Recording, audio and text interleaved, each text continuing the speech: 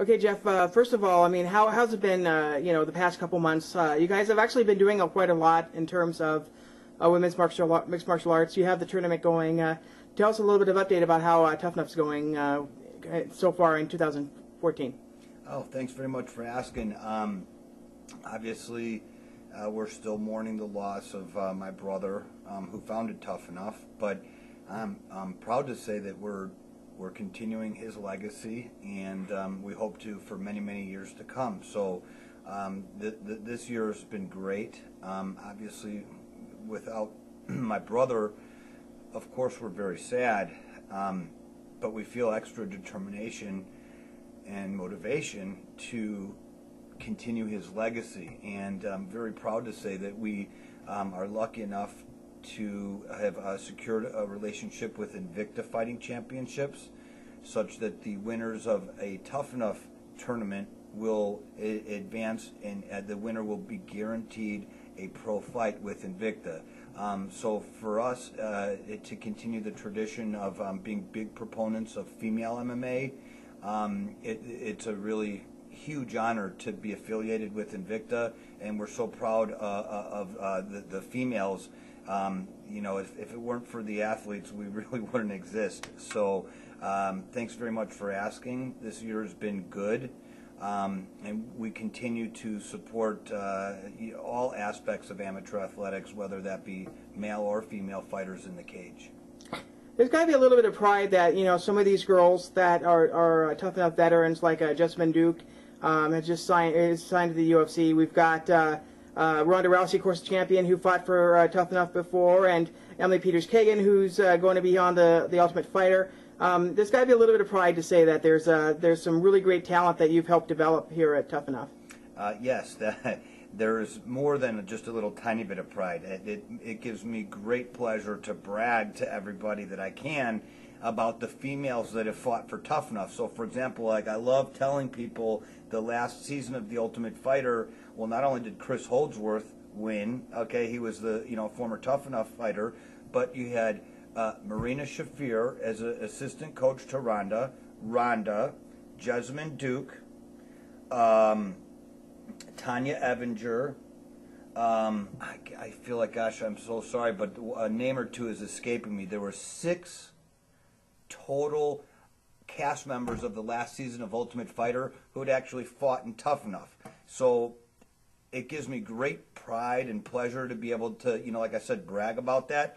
But more importantly, I think for our company and as a brand, what I think that does is, it gets people in high levels talking about Tuff-n-uff. For example, what was, the fighters might be talking in the house, and they might exchange war stories about their history in the sport. And ultimately, whenever somebody at that level talks about Tuff-n-uff, it just makes me, warm all over. So it's awesome to see these athletes progress to the pro ranks. And not only does it make us feel proud, but it's, a very... it's a huge feather in our cap to be able to brag about these athletes that have gone on to the next level. Yeah, I mean, this is probably the most well-known amateur organization in the nation right now, and you bring in so much great talent here, and you've always treated your fighters with a lot of care. I think a lot better than a lot of organizations out there as well. What does that mean to you to have this really great reputation as a national organization, and in fact, have so much respect from the fighters? It means a lot, and I appreciate your asking, because I think that anybody can put together a cage, put a couple people in there, and hope that great fights happen. But we go the extra mile and go to great lengths to ensure that the athletes are the top athletes in their respective weight classes. And a large credit, I think, a large part of that effort is due to our matchmakers. And I'd like to please give credit where credit's due. Bootsy Harris, who's one of our lead matchmakers here at Tuff-n-uff, and Steve Pellegrino, they do a really good job of trying to scout, for the best talent around. And we're very lucky to have relationships with people like Sam Wilson, FMMA Awesomeness, and all the let's call them, female MMA supporters, we look to lean on and ask for advice, and please point us in the direction of the up-and-coming, future stars. Well, let's face it, we call Tuff-n-uff shows the future stars of MMA, and I think that you can make a very logical argument that we are producing tomorrow's stars today. Now, we're in the midst of this tournament, which is this 115 tournament. Tell us a little bit about how it's going so far. Obviously, Jamie Moyle's, local Vegas fighters coming up, and Molly Holmes is going to be in the final. What do you think about those first two matches, and what do you think about this tournament so far? So far, it's been great. I'm so proud of the girls. I mean, I've seen, like I mentioned, when our matchmaker is out there scouting talent, I've been with him to the gyms, and we've watched Jamie Moyle, such a talented athlete. She's always wearing her jiu-jitsu gi when she's training. And, I mean, to me, you see a lot of fighters come and go. But these girls, specific to this tournament, are serious. Okay? When I say that, I mean, they're in the gym all the time. I feel pretty confident in telling you that these girls ought to be in the pro ranks, and someday they will be. Obviously, the winner of our tournament on June 7th between Jamie Moyle and Molly will advance to a pro fight. So I couldn't be happier, not only with the level of talent, but also the support from the community. I think that we found in the past couple years, women fights oftentimes steal the fight of the night. People that maybe weren't expecting to see a female fight, and they thought, oh, I don't know what I'm about to see, and then they saw talent, skill, athleticism, and the crowd goes nuts oftentimes during, the female fight. So I couldn't be more happy with, as I mentioned, the talent of the athletes and their dedication to their craft, but also from the support of the community and in the fight game in general. Everybody's very excited about it. Now, are we going to be expecting some more tournaments in the future? Is that something that you guys are looking forward to? Oh yes, definitely. We're looking forward to it. Nothing yet has been, signed, and there's no contract yet. But we're extremely hopeful that Invicta is happy with the level of talent that we're helping them find, and we'd be just so pleased if we could continue to help them find talent. And you better believe I'll be calling Shannon shortly thereafter our June 7th event to ask for her to please consider a similar type of tournament.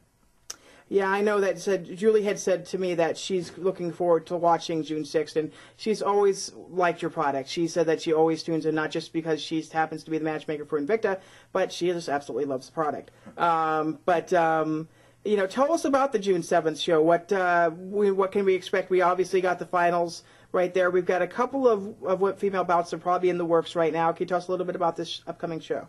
Yes, absolutely. Like we said, the finals for the female Invicta tournament, plus it's Tuff-n-uff's 20th anniversary. Our first show ever. You could trace the Tuff-n-uff name all the way back to June of 1994. So this June 7th will mark Tuff-n-uff's 20th anniversary, and we're going all out. And when I say that, I mean we're going to try to pack the Thomas and Mack. If the viewers might not be familiar, that's one of the biggest facilities here in Las Vegas. Can hold like 18,500 people, and our goal is to make that show the most absolutely special Tuff-n-uff that ever could be. And so what we're planning on doing is we're inviting all the who's who, of course, but more important is the fights that are on that card are, I believe, the last stop before the majority of these kids turn pro. Well, I shouldn't say kids, there are adults that are fighting, but the combined records of these fighters that are fighting on the June 7th card is astonishing. I think that what you'll see is not only some of the best talent in the country in the amateur ranks, but people that are going to be turning pro very, very soon. And as I mentioned, look, it's the biggest facility, 18,500 people. How could a little tiny amateur show put that many people in there? Well, I've got some tricks up my sleeve thanks to my friend Tanya Evinger. And she's been a tremendous help. Not only has she been a great friend for many years, but she does a little bit of promoting, and she gave me some pointers. Well, long story short, that June show, we're gonna kind of call it Pack the Thomas and Mac. So I've got a very strong marketing plan to make that happen. Now, anything else you want to add? Anybody you'd like to thank? Yes. Well, I'd please like to thank all the supporters of female MMA. As you know, it's been it's been a struggle to get to where we are today. So now that we can look back and laugh at all the, bumps in the road, I'd very much like to say thanks to Sam Wilson, of course, Julie Kedzie, all the females that have ever competed for Tuff-n-uff, and most importantly, my brother for his dedication to female MMA.